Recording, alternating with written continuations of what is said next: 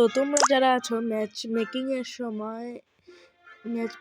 সময় white cloud show করে, তোমরা অনেকেই চাও ব্ল্যাক ক্লাউড শো করার জন্য, কিন্তু পারো না। তো আমি আজকে তাই দেখাবো। সো ভিডিওটা না টেনে সম্পূর্ণ দেখতে থাকো। প্রথমে আমরা চলে যাব সেটিংসে গিয়ে সবার নিচে দেখা যায় মোর সেটিংসে ক্লিক করব। ক্লিক করার পর একটু নিচে গিয়ে গেম প্লে সেটিংসে সর্বপ্রথমটা show dark cloud in matchmaking, এটা অফ আছে, অন করে দেব।